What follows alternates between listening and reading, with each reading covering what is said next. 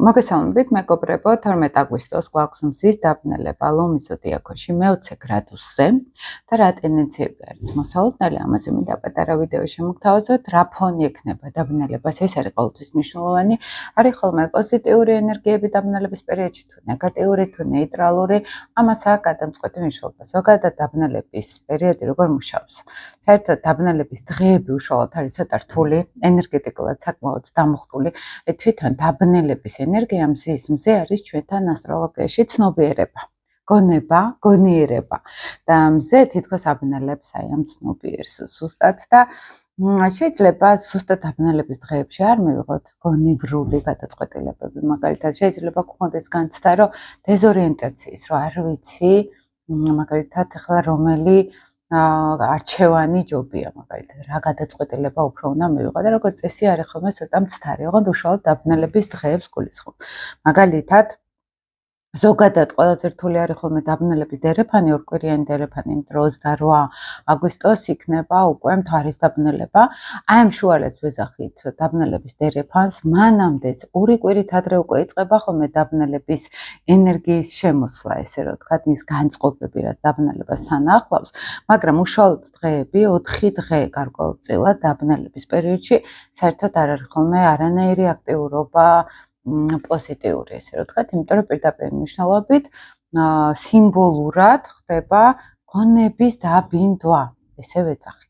ამიტომ მნიშვნელოვანი არის უშუალოდ ამ დღეებში მანქანის ტარება, ცოტა ფრთხილად, მაგალითად, კონფლიქტები თუ არის ავირიდოთ თავიდან, საქმეების გარჩევა, რაღაც მნიშვნელოვანი გადაწყვეტილებების მიღებაც არ არის ხოლმე სასურველი, ეს როგორც წესი ოდითგანვე წინაპრებისგანაც ვიცოდით ხოლმე, რომ ცოტა რთული დღეები იყო, ვისაც მაგალითად ენერგიების ცაზე რა ხდება ამის სჯეროდა. ახლა რაც შეეხება უშუალოდ ლომის ზოდიაქოში დაბნელებას. საერთოდ რა ხდება ახლა დაბნელების პერიოდში? ეს არ არის უშუალოდ, როცა ვამბობთ, რომ ეს ტენდენციები შეიძლება იყოს, ან პირად რუკაში ზოგადად გაჩნია უკვე ჩვენთან ინდივიდუალურად რო გავიგოთ, როგორ მუშაობს ეს დაბნელება, უკვე ჩვენ პირად რუკაში უნდა ვნახოთ, რომელ სახლში არის, რა ასპექტებს აკეთებს ეს დაბნელება ჩვენ პლანეტებთან.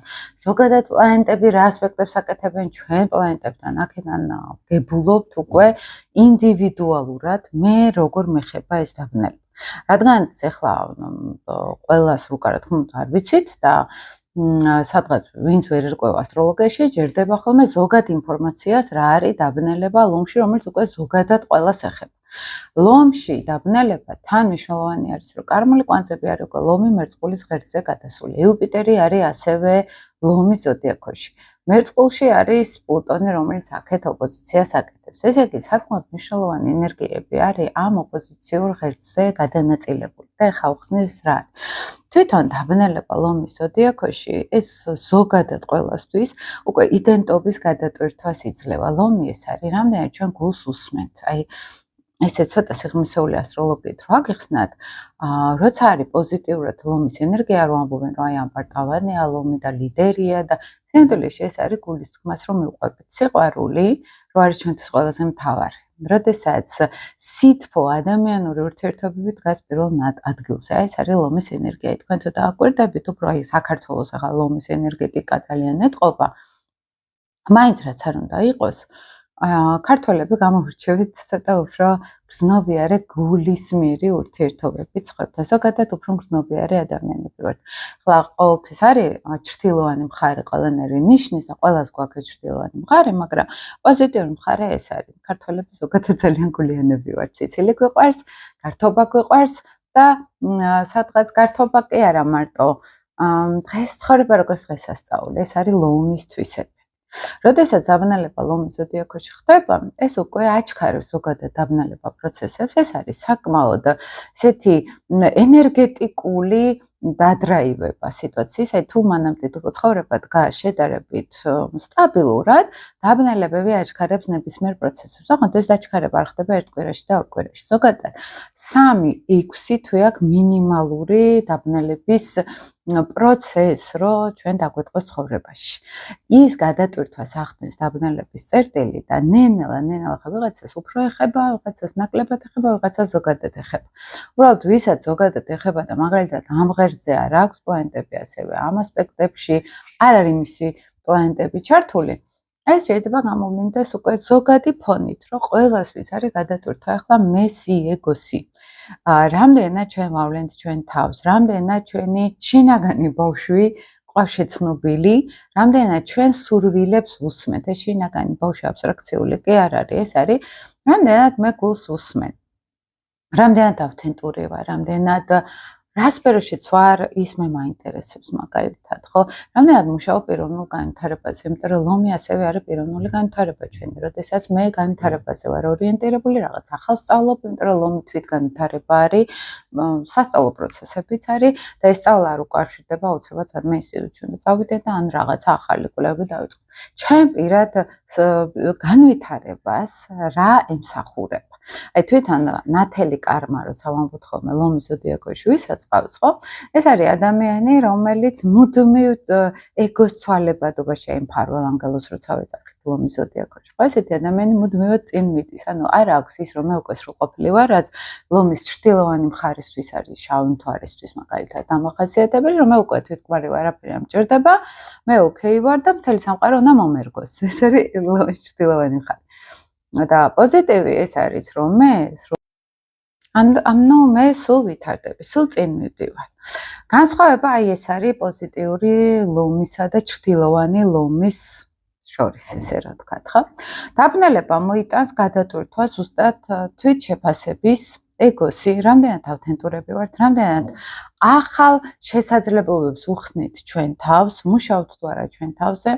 ვთქვათ, მნიშვნელოვანი არის რომელ სახლშიც ხდება ეს ჩვენთვის ეს დაბნელება და ვთქვათ, ყავს მესამე სახლში. აი ახალი კომუნიკაციები შეიძლება აქტუალური გახდეს ჩემთვის, ოღონდ შემოქმედებითი კუთხით, ხო? აი რამდენად მე შემიძლია სადღაც ახალი რამ ვისწავლო, რაც ჩემ პიროვნულ განვითარებას ემსახურება სიტყვაზე, ხო?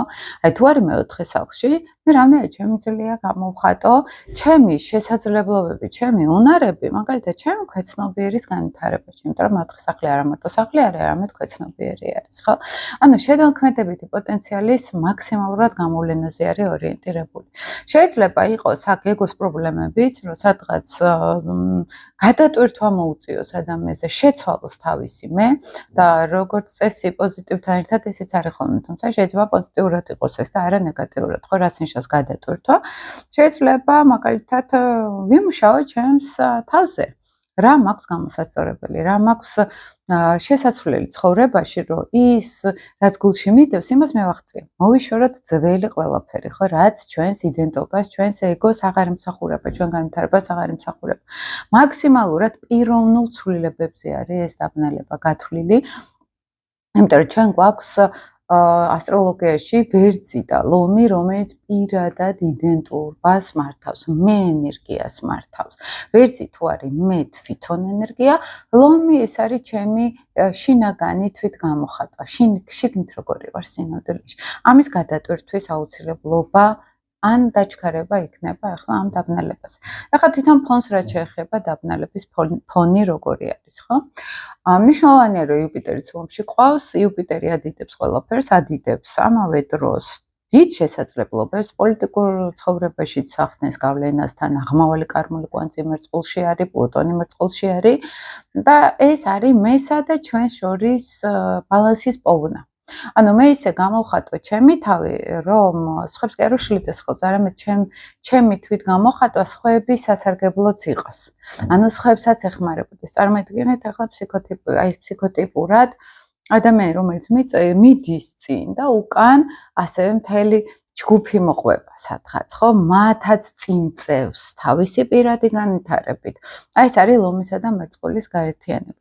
პოლიტიკურ სფეროში ის ხალხი წავა ან შეირყევა მათი იმიჯი, ვინც მხოლოდ პირად ეგო განვითარებაზე იყვნენ ორიენტირებულები, ეგოისტურად ავლენდნენ მხოლოდ თავის თავს და საერთოდ არ ჰქონდათ ხალხზე და რომ მიხარით პოლიტიკოსი რომელიც ესე არ იყო, რომელიც ხალხზე ფიქრობდა ნაკლებად. ასე რომ წესით სოფლიო მასშტაბითაც უნდა იყოს ესეთი რამ, რომ ნებისმიერი არაპოპულარული გადაწყვეტილება, რომელიც ამ პერიოდში ან მიიღებოდა, აი ეს პერიოდი დაბნელება ააჩქარებს იმ ეტაპს, რომ ნენელა ესეთი ადამიანების პოპულარობა, ჩაქრება. ის დაბნელებას ესე შეუძლია დაატრიგეროს, იმიტომ რომ ლომის ზოდიაქოში არის და ის ყალბილიდერები, მოდი ესე ვთქვათ, რომელიც ხალხის კეთილდღეობას არ ემსახურებიან, ხალხი აუჯანყდება, იმიტომ რომ პლუტონი დგას მერწყულში, მერწყული ხალხის ენერგია არის და ძალაუფლება, ეხლა და ზეწოლა უკვე ხალხის ხელში გადადის, იმიტომ რომ კარმული კვანძი, აღმავალი კვანძიც არის მერწყულის ზოდიაქოში უკვე და წელიწად ნახევარი ახალი კარმული პროგრამა ჩაეშვა. ამავე დროს, როდესაც არის ეს ორ ძალთა გადანაწილება ისეთ დონეზე და ეს აჩქარება, ადამიანები მაგალითად უნდა მუშაობდნენ თავის თვითგანვითარებაზე, ოღონდ არ შეაწუხონ გარშემოყოფები. ანუ ვინც ახლა ზედმეტად, ისე რომ გითხრათ, მასების ხმას არ უსმენს, ხალხს არ უსმენს. ის პროცესი იმ ადამიანებთან ცოტა პრობლემები, ცოტა კერსერიზული პრობლემები შეიქმნება, ნელ-ნელა და ეტაპობრივად. რატომ ამბობ, რომ 3 თვე პირველი და 6 თვიანი ციკლი აქვს ყველა დაბნელებას, მაგრამ უფრო ხანგრძლივად ეს არის 18 წლიანი ციკლიც. ანუ ამ პერიოდში რა პროცესებიც იწყება ხოლმე? ნელ-ნელა ის სერიოზულ ტრანსფორმაციას ახდენს და საერთოდ პროგნოზირება და ასტროლოგიაში ერთ-ერთი ყველაზე მნიშვნელოვანი არის პროგნოზებში, ჩვენ ვიყენებთ ყოველთვის დაბნელებების პერიოდებს.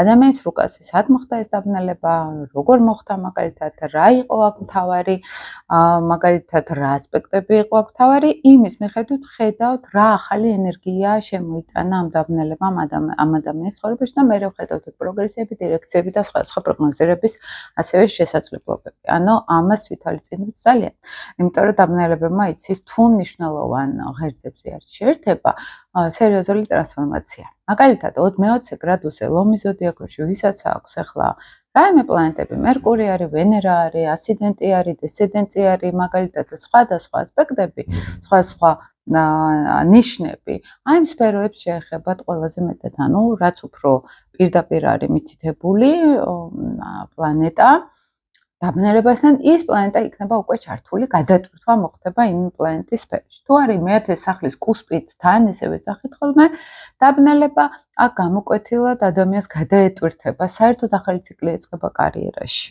სიტყვაზე, ხომ? თუ არის მეშვიდე სახლში, ეს იქნება სერიოზული ცვლილებები პარტნიორულ ურთიერთობებში. ის ხალხი, ვინც მის გარშემო იყვნენ, სადღაც ძალიან შეიცვლება გარემო, ხო? და სერიოზული ტრანსფორმაციები შეიძლება წავიდეს მეუღლესთან, პარტნიორთან, ზოგადად საქმიან პარტნიორებთან, მაგალითად შეიძლება ახალი პარტნიორები შემოვიდნენ მათ ცხოვრებაში, ახალი ადამიანი გაიცნოს. ზოგადად იუპიტერი ლომში ხელს უწყობს ახლა ბავშვებთან დაკავშირებით, ბავშვის გაჩენას მაგალითად, პირად ურთიერთობების დაალაგება ძალიან უწყობს ხელს, განსაკუთრებით თუ ლომიერი ადამიანი ზუსტ ან ვენერა ყავს ლომში, ან მარსი ყავს ლომში, მაგალითად იუპიტერი ხო სათავისთავად.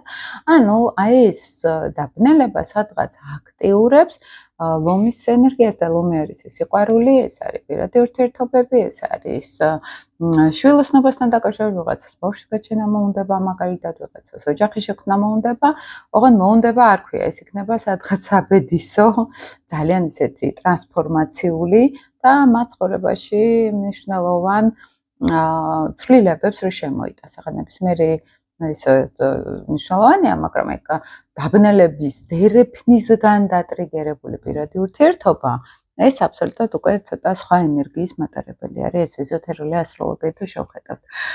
დაბნელების დერეფნის პერიოდში და უშუალოდ ზის დაბნელებაზე გვაქვს ესეთი ძალიან კარგი ასპექტი, ანუ მხარდამჭერი პოზიტიური ასპექტი ვენერას აქვს არაჩვეულებრივი ტრიგონი პლუტონთან, არაჩვეულებრივი ტრიგონი ურანთან და ურანს აქვს არაჩვეულებრივი ტრიგონი პლუტონთან. ახლა ეს როგორ ხდება?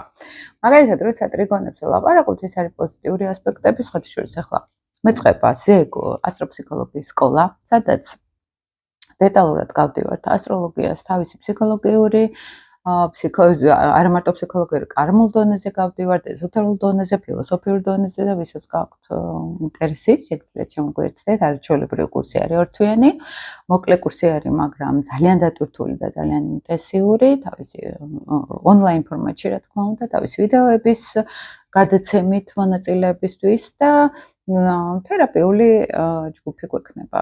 ჯგუფურ თერაპიებს გავდივართ, რაც ქვია, რომ ასტროლოგია უფრო ჩავთოთ შინაგანად როგორ მუშაობს ჩვენზე. აი, როდესაც ახლა მაგალითად დაბნელებას ვლაპარაკობ და ახლა ადამიანს ყავს ლომში მთვარე, 20 გრადუსზე სიტყვაზე. და ეხლა ეს დაბნელება მე-20 გრადუსზე მიდის ამ ადამიანის თვარესთან. ეს არის მთლიანად ემოციური სტრუქტურის გადაწყობა. ადამიანს უკვე შეიძლება კონდეს განცდა, რომ მთელი ჩემი ძველი ტრავმები იქნება ეს ფსიქოლოგიური, უსაფრთხოებასთან დაკავშირებული თემები უნდა განვაახლო. რაღაცა ძველი წყენები იქნება, ტრავმები იქნება, უნდა მოვიშორო და განვახლდე.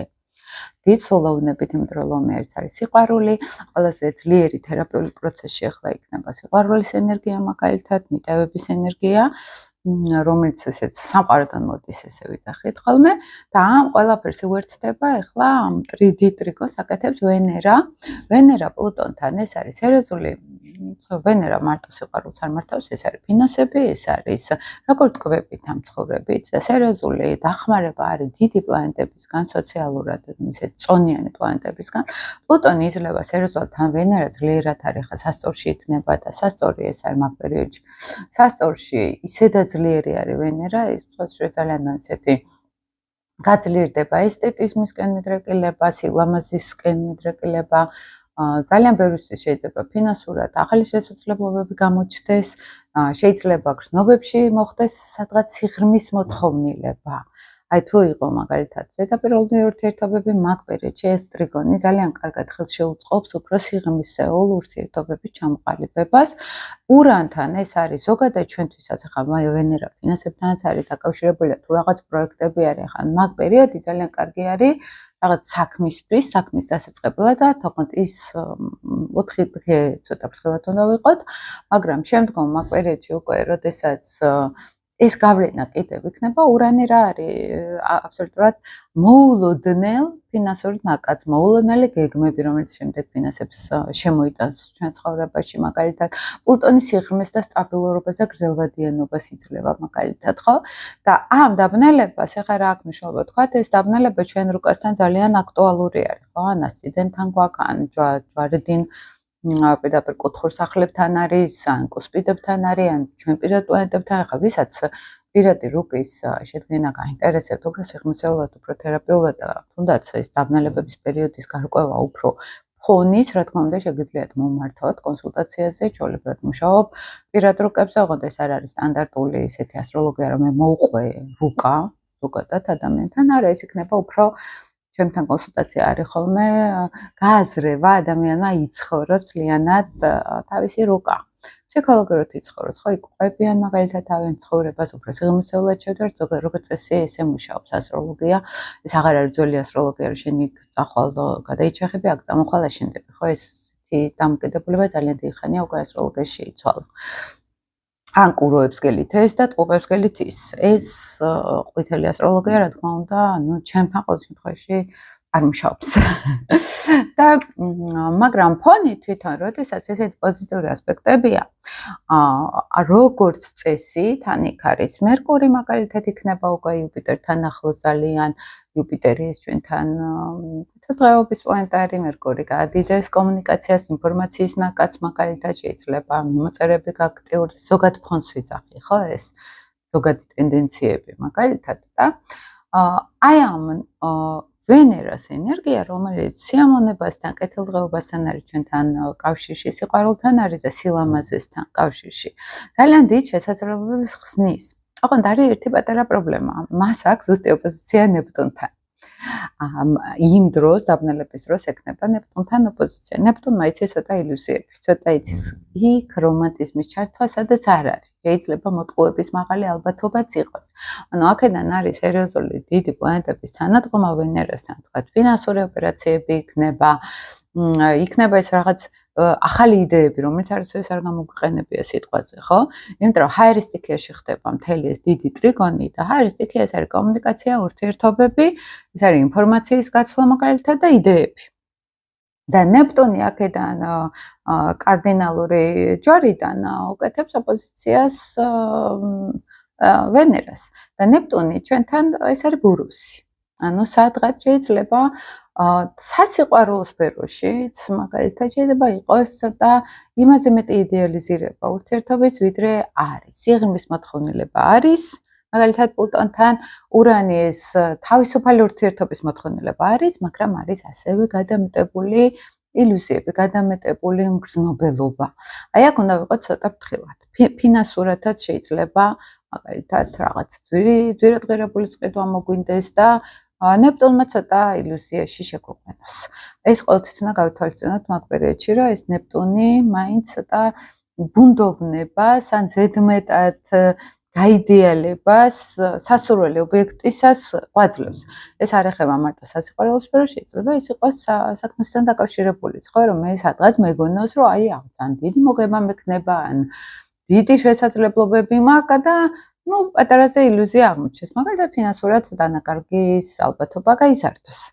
ამას აჩენს ეს. ოღონდ არ იქნება ეს ძალიან დრამატული, იმიტომ რომ თვითონ ეს ნეპტუნიც ასევე ჰარმონიულ ასპექტებს აკეთებს ურანთანაც და პლუტონთანაც. შესაბამისად, ეს არ იქნება, რომ რაღაც ან დრამატიზმი შეიტანოს, ან დიდი დანაკარგები შეიტანოს. უბრალოდ არის გაფრთხილება, რომ ცოტა არ გადავაჭარბოთ ზედმეტ რომანტიულობა, ზედმეტ ესე მხარჯველობა თუნდაც, ან ემოციური მხარჯველობა, ან ფინანსური მხარჯველობა, იმიტომ რომ ემოციებიც იცის ხოლმე, ემოციების გადაჭარბებული თვითმოტყუება, მოდით ესე ვთქვათ, ეს ახასიათებს. მაგრამ როდესაც ამ დაბნელების ფონშია ზოგადად ეს ენერგიები, მაინც გარკვეულწილად, რადგანაც ნეპტუნიც არის პოზიტიურად, მაინც გარკვეულწილად პოზიტიურ დაბნელების ფონს იძლევა.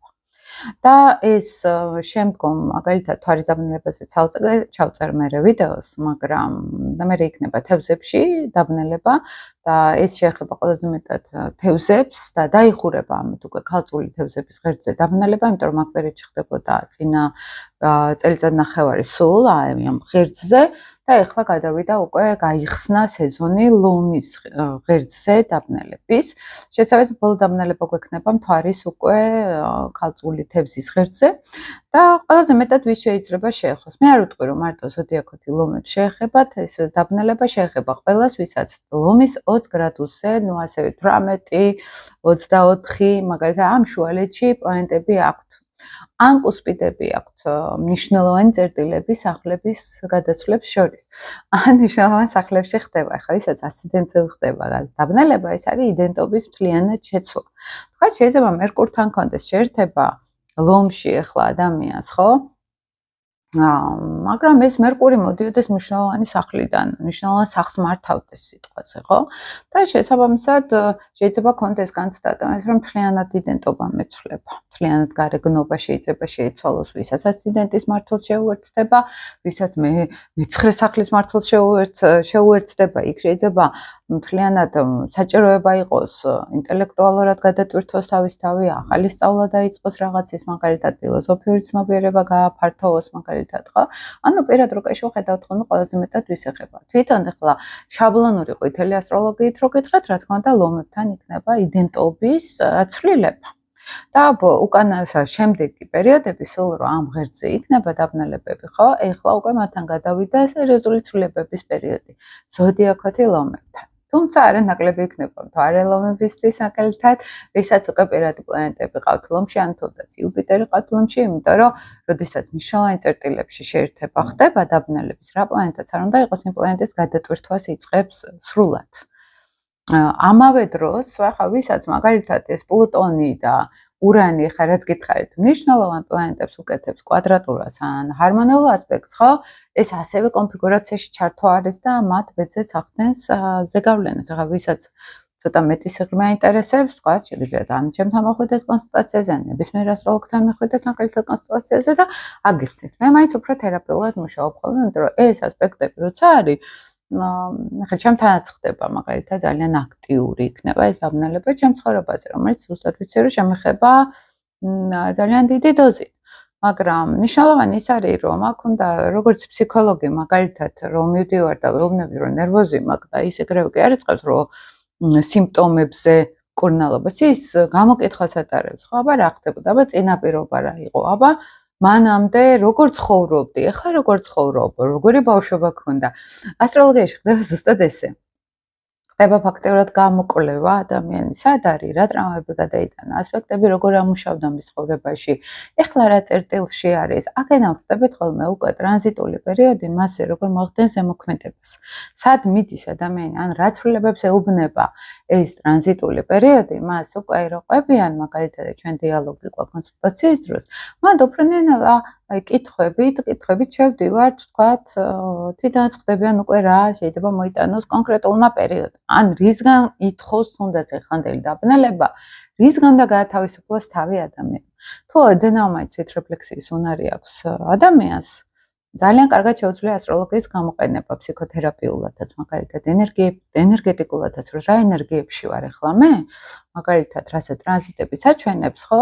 აი შეგვიძლია ასტროლოგიური კომბინაციების გამოყენება, ამაზე და ვისაც არ შეუძლია ხა თვითრეფლექსია და მხოლოდ არის დამოკიდებული ყვითელ ასტროლოგიაზე, ну, მაგის შესაძლებლობებიც არის იმაზე მეტი, ვიდრე სიღრმისეული ასტროლოგიის, ხო? მაგრამ თუ ცოტა ისე ჩავხმავდებით, მაგალითად, თუნდაც იმას, რომ ახლა ასევე მარსი გადავაკერჩხიბი ზოდიაქოში და ბოლო გრადუსებს გადის ახლა ტყუპების კირჩხიბში, მარსი შემოიტანს უკვე შინაგანად ყველასთვის, ოღონდ ესე ზოგადად რო გითხრათ დაბნელების შემდგომი ორი კვირა როგორ იქნება, ხო, რა გავითვალისწინოთ, მარსი შემოიტანს უკვე აგრესიის ერეზულ შემცირებას, იმიტომ რომ კირჩხიბში იქნება. კირჩხიბი არის უფრო თავდაცვაზე ორიენტირებული, ეს არის ფსიქოლოგიური თავდაცვითი უნარები, ეს არის შინაგანად, როდესაც აგრესია იზრდება, თუ ჩემი ფსიქოლოგიური საზღვრები არ არის დაცული, შესაბამისად ძალიან კარგ მოქმედებას ჩართავს მარსი, რომ ჩვენი ფსიქოლოგიური საზღვრები განვამტკიცოთ, ბრძოლით, ოღონდ ფსიქოლოგიური ბრძოლით სადღაც, ხო? მაგრამ ჩვეულებრივ ცხოვრებაში მარსი კირჩხიბი მაგალითად ცოტა გააძლიერებს ოჯახის წევრებს შორის კონფლიქტებსაც, იმიტომ რომ მარს ახასიათებს აგრესიის დაძაბულობის კონცენტრირება, რომელიც შეჭც არის იქ და კირჩხიბი არის უსაფრთხოება, ეს არის მშობლები, ეს არის დედაშვილობა, მამაშვილობა, ასევე ოჯახის წევრებთან ურთიერთობა, აქ ცოტა გაზრდის აგრესიას, ოღონდ ეს არ იქნება ისეთი აგრესიული კონფლიქტი, ეს იქნება ფსიქოლოგიური დაძაბულობის გამომხატველი, ხო, ზოგადად. ოღონდ მე ერთი თვე იქნება მარსი კირჩხიბში და მე არ მნიშვნელოვანი ხოლმე რა ტენდენციები იქნება მარსიდან, რა კონფიგურაციებს შექმნის, ხო? ზოგადად ეს დაბნელება მაინც აღიხსენით ასე თუ ისე რა ტენდენციებს ატარებს, საერთოდ დაღმავალი კვანძი, როდესაც არის ლომის ზოდიაქოში, აქ უკვე მნიშვნელოვანი არის ფოკუსში აღარ უნდა იყოს. ესე დიდი შუქით ჩვენი თვითგამოხატვა უცხოების ხარჯზე, პირიქით გვეუბნება ეს კონფიგურაცია, როცა იუპიტერიც არის ლომში, დაბნელებაც არის ლომში, რომ პიროვნული მე უნდა განვითარდეს, ოღონდ იქიდან მერწყულში გვეუბნება, რომ ეს უნდა განვითარდეს იმისთვის, რომ ხალხს ემსახურონ, ხალხის გულის ხმა გაიგონ. და ეს ხალხი არის რა, თუნდაც მე ჩემ მეგობრებში როცა ვარ სიტყვაზე, ხო? აი იქ უნდა გავანაწილო ყურადღება. არ უნდა ვიყო არც მე გადამეტებულ ფოკუსში, არც რომელიმე სხვა. უნდა უსმინოთ ერთმანეთს, ეს არის მერწყულის მთავარი კარმული გაკვეთილი მთელი კაცობრიობისთვის, ახლა იმიტომ რომ ყველაზე ვლინდება ეს მერწყული. კარმული კვანძები, აღმავალი და არის როგორ რაღაც იცით მერწყულის ენერგია, აი ლომი თუ არის სითბო და სიყვარული, მერწყული არის ეს გონება, ეს არის იდეები, ეს იდეალები, როდესაც იდეალებს უფრო მაღლა ვაყენებ, ვიდრე ჩემს პირად ინტერესებს. აი ეს ტენდენციები იქნება ძალიან აქტიური და აი აქ სადღაც ბალანსი უნდა დავიცვათ, იმიტომ რომ აქეთ დგას პლუტონური ენერგია, რომელიც ახლა უკეთებდა ოპოზიციას იუპიტერს და მზეს მაგალითად ამ დაბნელებაზე, სავსემთვარეობაზე და აქეთ დგას ლომის ენერგიები. ამათ შორის არის ძალიან ესეთ ბეწვსხიძე რომ უნდა გავიაროთ ესეთი ენერგია, რომ არც ერთი მხარე არ დავაზიანოთ. ჩემი პირადი გამოცდილებით და ჩემი პირადი აზრით ეს ბალანსი შეიძლება მხოლოდ მაშინ, თუ ჩვენს იდენტობას ძალიან საზოგადოებისთვის მისაღები ფორმებით გამოვხატავთ. როდესაც მე კი ვიცი, ჩემი შინაგანი, მე შემიძლია ჩემი მე დავიჭირო, მე გამოვხატო, ოღონდ ვიპოვო გზა საზოგადოებისთვის მისაღები ფორმა მიეცეს ამ ჩემ გამოხატვას. ანუ არავინ არ დავაზიანო, არავინ არ ვაწყენინო, ან არავის არ მოახუიო ჩემი პირადი ტრავმები, ხო, სიტყვაზე. და სხვებსაც უნდა ქონდეთ ესეთი შეგრძნება, რომ ერთი და ყველა მნიშვნელოვანი არის ჩვენს გარშემო. ანუ იმერც რატო აქ ის ტრავმები მაგალითად ვისწავლოთ ცხების გაგება, ვისწავლოთ გარშემო ადამიანების გაგება, იმიტომ რომ ადამიანები ზოგადად უმეტესად ეგოისტური ესენი ვართ ტიპაჟები. და მარტო ჩვენს გარშემო ვფიქრობთ და მერე ვაპროექცირებთ გარემოზე ამ ყველაფერს და საჭირო არის აი ამ პროექციებიდან როგორც საკუთარი თავის დანახვა, ესე სხვების დანახვა, რომ სხვების თავის პროექციებში არიან. და აქედან მაღალი ჰუმანური იდეალებით, მაღალი ღირებულებებით მიღება და ჩვენ თავი უნდა შევიყვანოთ სოციუმში და სოციუმი უნდა შემოვიყვანოთ ჩვენში. აი ესეთი პერიოდი გვაქვს და ეს დიდი ტრიგონი ძალიან კარგად შეუწყობს ამას ხელს, ჰაერის ტრიგონი, ხო? როდესაც ზუსტად აქ კარგი შესაძლებლობები გაიხსნება ამ ყველაფრისთვის. მოკლედ ეს მინდოდა მე თქვა იმედია საინტერესო იყო თქვენთვის ეს ვიდეო, მე მთვარის დაბნელებაზეც ჩავწერ. მნიშვნელოვანი არის მიაქციეთ ყურადღება, ვინც ახლა ასტროლოგიაში ერკვევით, რომელ ნიშანში არის თქვენთან, რა პლანეტებთან არის დაბნელება, რა არის გასაშვები თქვენგან. ფსიქოლოგიურად იქნება თუ ფიზიკურად უნდა გაუშვათ რაღაცები ცხოვრებიდან. ხო, მოღოდეს იქნება ნენელა 3-6 თვე, როგორც წესი, ხილული ცვლილება, როგორც წესი, ამ პერიოდში ხდება ხოლმე, იმიტომ რომ ეს ნენელა, როდესაც ასპექტები დატრიალდება, პირველი კვადრატურა, მერე ოპოზიციური ენერგია, აი მაშინ ჩაირთვება უკვე შემდეგი ფაზა, შემდეგ დაბნელებაზე, ფაქტიურად ხედავთ ხოლმე უკვე დაძრავს რეალურად იქნება. აი ნენელა ამ დაბნელების გავლენას შედეგს დავინახოთ ჩვენ ცოტა გვიან. ოღონდ მაგერატო ვერ ხედავთ ხოლმე ჩვენ ამ დაბნელების, იმიტომ რომ 6 თვის წინ რა იყო რა აღარ გვახსოვს, ჩვენ სულ მივყვებით ცხოვრებას, ხო? და ნაკლებად საგრძნობი ხოლმე ამ დროს საერთოდ ასტროლოგიაში ყველაფერს აქვს თავისი ციკლი. აი მაგალითად, როდესაც მზე სატურნის შეერთება იყო, მე როდესაც პირველი კვადრატურა იყო, პირველი ტრიგონი იყო, აი იქ შეერთებისას რა აზრებიც გქონდა, რა ენერგიაც გქონდა, აი ნენელა ვითარდება და ამ კვადრატურა ტრიგონებში, ოპოზიციებში და მერე შეერთებაში უკვე ერთ ციკლს ასრულებს. ჩვენ ამას ვერც ვაქცევთ ყურადღებას და ესე არის ნებისმიერი ეს დაბნელებები იქნება, მაგალითად სავსემთვარეობები, ახალმთვარეობები, მნიშვნელოვანი წერტილები, ახლა იუპიტერი რო არის ლომში, ძალიან ბევრს იუპიტერი ვისაც ლომში ყავს, ან მზე ვისაც ლომში ყავს, გადატვირთვა მოხდა, თუ ახალი 12 წლიანი ციკლი გახსნა. ვის ახსოვს ახლა 12 წლიც რა ხდებოდა მათ შიგნით, ხო? გარეთ რა ხდებოდა ის არ ახსოვს. ამიტომ ასტროლოგიას აქვს თავისი ლოგიკა. აი ეს ციკლები ზოგადად აჩვენებს იმ ძველ დავიწყებულ პროცესებს, რომელიც სიამოვნებაში ჩვენ შეგნით ერთებოდა და ესეთი პერიოდები ხსნის ახალ შესაძლებლობებს, ახალ მომავალ რამდენიმე თვიან ან წლიანსაც ზოგჯერ შესაძლებლობებს, თუ რა თქმა უნდა, ხა ჩვენ პირად რუკაში ზუსტი შეერთებები არიან, ზუსტი მნიშვნელოვანი ასპექტები არის, ეს უკვე 18 წლიან ახალ ციკლს რთავს ხოლმე, ახალი წელივით არის, ახალი გადატვირთვასავით არის ხოლმე ზოგჯერ ჩვენ ცხოვრებაში. შეხედეთ თქვენ რუკებს, ვისაც მე-20 გრადუსზე ყავთ ლომის და მერწყულისაც გარკვეულწილად იმ ოპოზიციას გააკეთებს. ან აი ამ ჯვარში მაგალითად თუ არის იქ კვადრატურა, ტრიგონები, ხა ვიღაცას ის არის მარტო ზოდიაქოებზე ვერ ვამბობ, იმიტომ რომ მხოლოდ ზოდიაქოზე არ არის ეს შეიძლება პირად რუკაში ძალიან მნიშვნელოვან წერტილებს ეხებოდეს და აქ არის უფრო რეალურად ჭეშმარიტება ასტროლოგიაში და უფრო სიღრმე ასტროლოგიაში ესე გამოიყენება. დროებით მეგობრებო, თუ მოგეწონათ ვიდეო, შეგიძლიათ გააზიაროთ ხოლმე, კომენტარები დამიწეროთ.